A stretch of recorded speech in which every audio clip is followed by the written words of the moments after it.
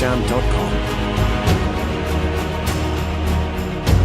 Perjuangan merebut dan mempertahankan kemerdekaan Indonesia yang diproklamirkan oleh Soekarno-Hatta pada tanggal 17 Agustus tahun 1945 bukanlah sebuah akhir dari perjuangan bangsa Indonesia.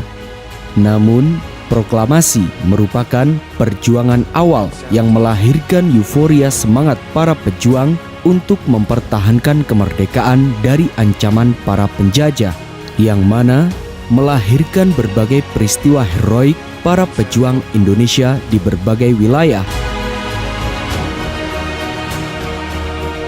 Salah satu peristiwa heroik yang menandai perjuangan bangsa Indonesia dalam mempertahankan kemerdekaan adalah Pertempuran Ambarawa atau Pertempuran Palagan Ambarawa yang terjadi di wilayah Ambarawa pada tanggal 12 hingga 15 Desember tahun 1945.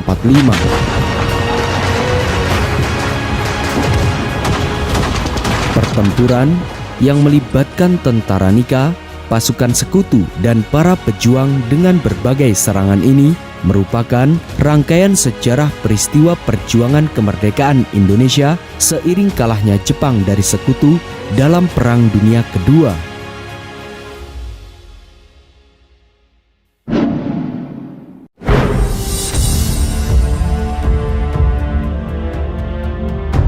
Ini adalah Monumen Palagan Ambarawa yang terletak di Ambarawa, Semarang, Jawa Tengah. Monumen yang dibangun pada tahun 1973 ini merupakan sebuah simbol untuk mengenang peristiwa sejarah Pertempuran Palagan Ambarawa pada tanggal 12 hingga 15 Desember tahun 1945. Selain itu, kita bisa menemukan peninggalan-peninggalan pemerintahan Jepang dan Belanda, seperti seragam para tentara Jepang dan Belanda, senjata perang, seragam tentara Indonesia, dan barang bersejarah lainnya. Monumen dengan tinggi lebih dari 5 meter dengan lambang Pancasila yang berlatar belakang bentuk segi 5 ini berdiri 3 patung tentara pejuang dengan memegang senjata yang berupa senapan dan bambu runcing. Gambaran singkat sejarah pertempuran juga bisa dilihat pada relief yang dibuat pada dinding Monumen Palagan Ambarawa. Di ukiran relief pada Monumen Palagan Ambarawa ini menggambarkan situasi pertempuran yang terjadi, yakni pertempuran antara para pejuang Indonesia yang dipimpin oleh Kolonel Sudirman melawan pasukan sekutu pimpinan Brigadir R.J. Battle dalam pertempuran Palagan Ambarawa.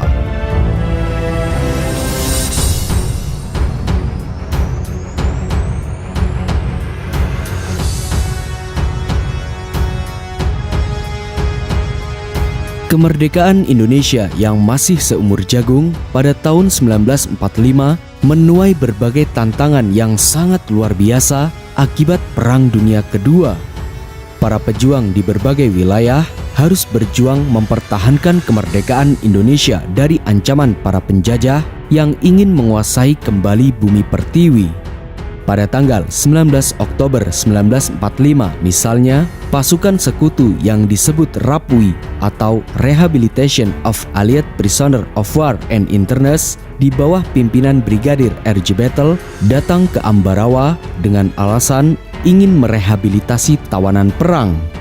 Pasukan sekutu ini datang ke Ambarawa dengan membawa 1 kompi infanteri Yon 2 Kumon, 1 kompi Resimen India Anti-Tank, 1 kompi infanteri Yon 3 Gurkha Rifles, 2 kompi tank cadangan, serta 1 kompi tank Pavo sebagai senjata bantuan.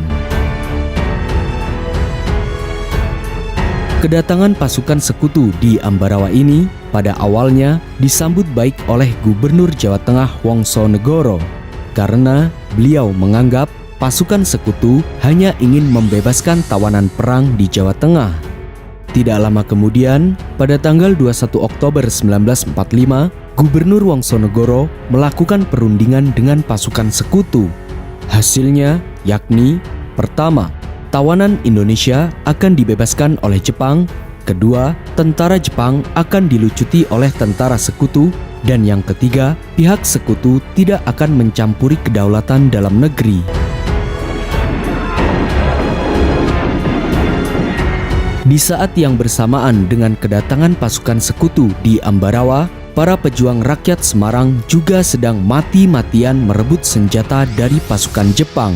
Sebagaimana yang termaktub dalam The British Occupation of Indonesia, ketika rakyat Semarang merebut senjata dari tentara Jepang, terjadi pertempuran antara pejuang rakyat Semarang melawan pasukan Jepang dalam sebuah pertempuran yang dikenal dengan Pertempuran 5 Hari di Semarang.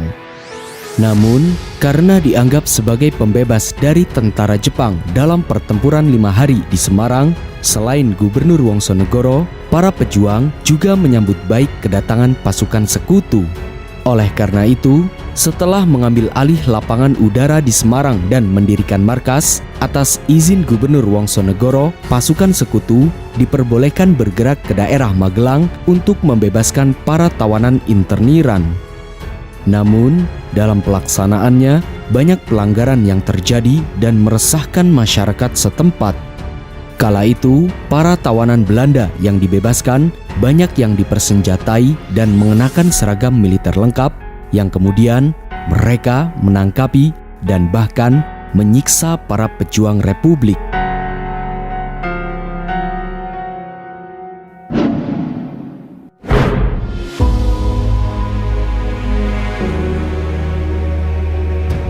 Karena berbagai aksi kekerasan yang dilakukan oleh pasukan sekutu terhadap rakyat Magelang, kedatangan pasukan sekutu di daerah Magelang ini tidak disambut baik oleh rakyat Magelang dan memicu adanya perlawanan serta memperburuk situasi. Akhirnya, pada tanggal 28 Oktober 1945, Komandan TKR Daerah Kedu Letkol Isdiman yang dibantu TKR Daerah Yogyakarta pimpinan Omar Slamet dan Laskar Rakyat Mataram kemudian mengepung tangsi-tangsi pasukan sekutu di Tuguran, Susteran, dan Hotel Montagne.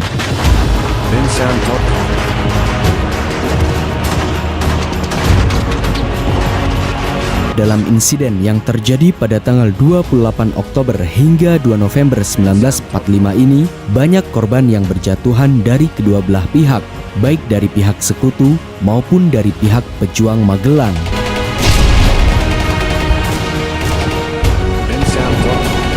Dalam pertempuran di Magelang yang pecah selama 3 hari ini, membuat pasukan sekutu terdesak, yang pada akhirnya membuat Panglima Garnison Inggris di Magelang, Letkol Edward, mengadakan perundingan dengan Wali Kota Magelang Winarno untuk menghentikan pertempuran. Namun, perundingan itu tidak berjalan mulus serta tidak menghasilkan kesepakatan. Oleh karena itu, pada tanggal 2 November 1945, Brigjen Battle kemudian melakukan perundingan dengan Presiden Soekarno. Dalam perundingan yang dilaksanakan di Magelang ini, menghasilkan beberapa kesepakatan, di antaranya kesepakatan gencatan senjata dan pembentukan kontak komit yang bertugas memastikan kelancaran pembebasan tawanan dan interniran sekutu. Namun, setelah kesepakatan dilakukan, lagi-lagi pihak sekutu masih saja melanggar kesepakatan. Perilaku pasukan sekutu yang terus-menerus melanggar perjanjian ini memicu berbagai pertempuran antara pasukan sekutu dengan para pejuang rakyat Magelang. Namun, pertempuran ini membuat pasukan sekutu terdesak, yang pada akhirnya pasukan sekutu memutuskan untuk mundur secara diam-diam ke Ambarawa pada tanggal 20 November 1945. Dalam pergerakan mundur pasukan sekutu ke Ambarawa, mereka selalu mendapatkan perlawanan dari para pejuang di setiap daerah yang mereka lalui. Oleh karena itu, pasukan sekutu meminta bantuan untuk melancarkan pergerakan mundurnya ke Ambarawa. Kala itu, pesawat P-150 Mustang atau yang disebut pesawat cocor merah misalnya dikerahkan untuk membantu pasukan sekutu.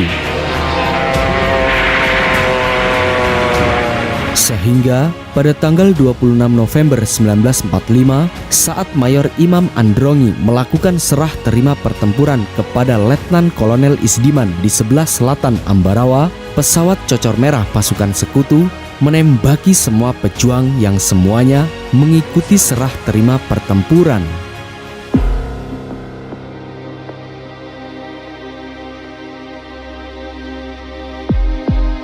Akibatnya, Letnan Kolonel Isdiman tertembak dalam serangan pasukan sekutu dan gugur setelah sehari dirawat di rumah sakit. Namun, menurut sumber lain, sebagaimana yang termaktub dalam Panglima Besar Sudirman, sebuah kenangan perjuangan, mengungkapkan bahwa pada tanggal 26 November 1945, ketika pasukan sekutu melakukan perjalanan mundur ke Ambarawa, para pejuang Ambarawa termasuk pasukan TKR dan laskar-laskar rakyat memberikan perlawanan yang hebat kepada para pasukan sekutu. Dan ketika bala bantuan sekutu berupa pesawat tempur Cocor Merah datang, pasukan sekutu langsung menembaki para pejuang dari udara yang membuat Letnan Kolonel Isdiman terkena tembakan dan gugur.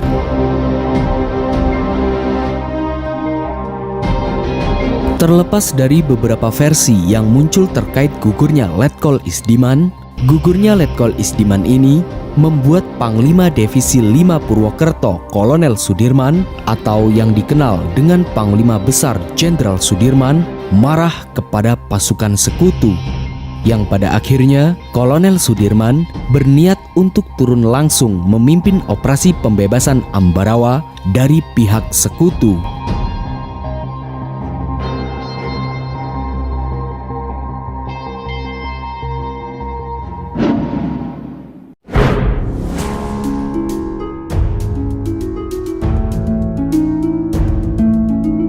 Sejak kedatangan pasukan sekutu di Ambarawa dengan dalih ingin membebaskan para interniran, kota Ambarawa menjadi tidak kondusif. Masyarakat yang masih larut dalam euforia kemerdekaan merasa kedaulatan Indonesia sedang terancam akibat ulah para pasukan sekutu. Kala itu, hanya ada dua pilihan bagi para pejuang, merdeka atau mati. Pasukan sekutu yang diboncengi Nika mengetahui bahwa kekuatan mereka masih jauh dari para pejuang Republik. Akhirnya, pasukan sekutu mempersenjatai para bekas tawanan Belanda yang telah dibebaskan. Dengan mempersenjatai para interniran dan ditambah lagi pasukan sekutu dari Magelang, gabungan pasukan sekutu telah mempersiapkan pasukannya dengan baik untuk melawan para pejuang. Sementara itu, di pihak Republik, untuk menggempur serdadu-serdadu sekutu di Ambarawa, pada tanggal 11 Desember 1945, Kolonel Sudirman mengadakan rapat dengan komandan TKR di wilayah Ambarawa dan daerah-daerah lain di Jawa Tengah, serta para pimpinan laskar. Sebagaimana yang termaktub dalam Panglima Besar Sudirman menyebut bahwa Kolonel Sudirman membuat rencana untuk melancarkan serangan secara serentak. Rencana itu disetujui oleh komandan-komandan yang lain di Ambarawa dan sekitarnya. Dengan begitu, pihak Republik telah mempersiapkan sekitar 2.000 hingga 3.000 lebih pasukan yang terdiri dari puluhan batalion dan resimen, serta laskar-laskar rakyat yang dipersenjatai dengan sekitar 5.000 pucuk senjata untuk menggempur pasukan sekutu di Ambarawa. Nama-nama besar seperti Ahmad Yani, Soeharto, hingga Gatot Subroto juga turut berperan dalam serangan Ambarawa melawan pasukan sekutu. Kala itu, Kolonel Sudirman mempersiapkan strategi menggempur untuk pasukan sekutu secara serentak dengan menggunakan strategi taktik supit urang, yang mana taktik supit urang ini menjapit pasukan sekutu dari dua arah dan dibiarkan lolos dalam satu lubang jarum. Akhirnya, setelah merancang strategi yang telah dipersiapkan, pada tanggal 12 Desember 1945, tepat pukul 4.30 waktu Indonesia Barat dini hari, pasukan Republik yang terdiri dari laskar-laskar dan para pejuang daerah melancarkan serangan ke Ambarawa secara serentak.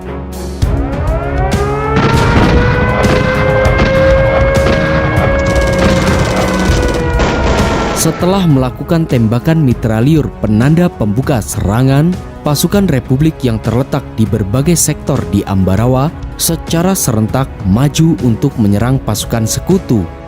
Menurut Dinas Sejarah TNI Dalam Sudirman, prajurit TNI teladan, para pejuang Republik merayap-rayap mendekati pasukan sekutu sampai jarak 200 meter.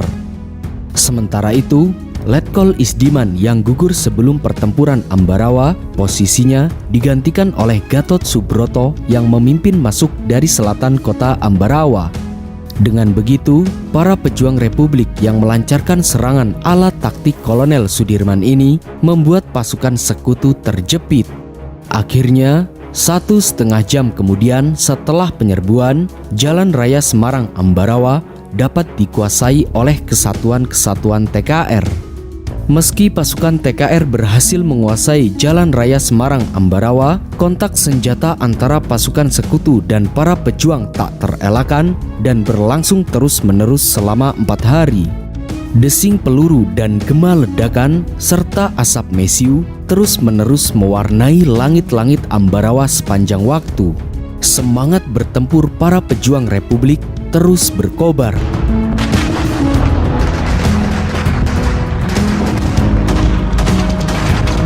Selama 4 hari menggempur pasukan sekutu, para pejuang dari berbagai daerah di Jawa Tengah seperti Magelang, Boyolali, Salatiga, Kudus, Purwokerto hingga Yogyakarta datang silih berganti membantu serta menjepit pasukan sekutu ala taktik Kolonel Sudirman. Bahkan, kehadiran sosok Panglima Divisi Diponegoro Kolonel Sudirman ini menambah semangat para pejuang dalam melawan pasukan sekutu dengan segala keterbatasan senjata yang dimiliki. Namun, selama pertempuran berlangsung, banyak korban yang berjatuhan dari kedua belah pihak, baik dari pihak sekutu maupun dari pihak Republik. Menurut Ignatius Slamet Riyadi dalam Dari Mengusir Ken Peitai Sampai Menumpas RMS mengatakan bahwa pertempuran Ambarawa sangat mengerikan. Setiap jengkal tanah dipertahankan secara mati-matian oleh kedua belah pihak. Pertempuran Ambarawa benar-benar bisa disebut sebagai total war atau peperangan secara total.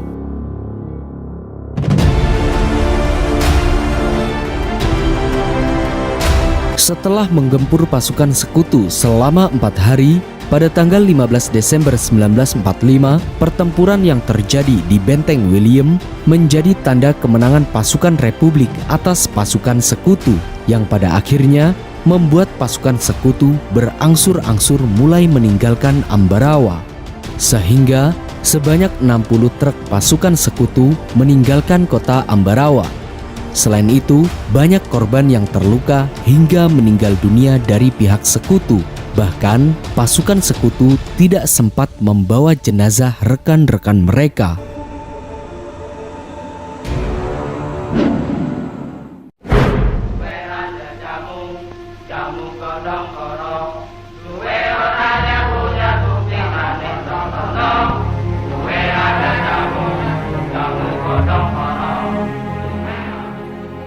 Seiring berjalannya waktu, setelah pejuang Republik berhasil mengusir pasukan sekutu dari Ambarawa, kemenangan para pejuang atas pasukan sekutu disambut gembira oleh rakyat Indonesia. Taktik supit urang yang digunakan oleh Kolonel Sudirman berhasil membuat pasukan sekutu kabur dan membuat nama Sudirman menjadi besar dalam Perang Ambarawa. Namun, di lain sisi, korban yang berjatuhan dari pihak Republik lebih besar daripada korban dari pihak sekutu. Sebagaimana yang telah disarikan dari laman tirto.id menyebutkan bahwa para pejuang Indonesia yang gugur dalam pertempuran Ambarawa ini mencapai 2.000 orang. Sementara dari pihak sekutu meninggal kurang lebih sebanyak 100 orang.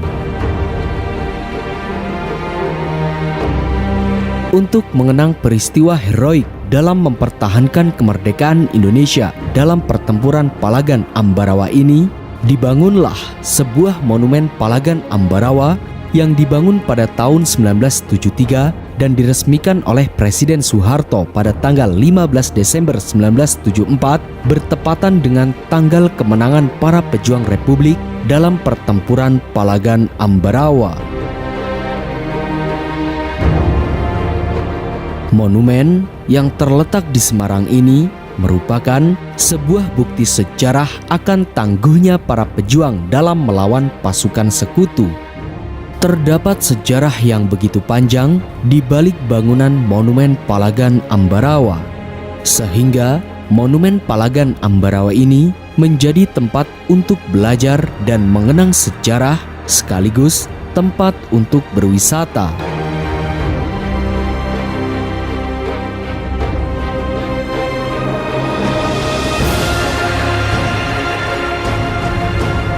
Menilik dari sebuah peristiwa sejarah yang terjadi pada masa silam merupakan sebuah tanda bahwa rakyat Indonesia memang benar-benar ingin merdeka dan tidak ingin kembali hidup dalam alam penjajahan. Dengan mengorbankan darah dan air mata, mereka rela berjuang demi negeri yang mereka cintai dan mereka banggakan. Salam Mata Hati Pemuda. Salam Jas Merah.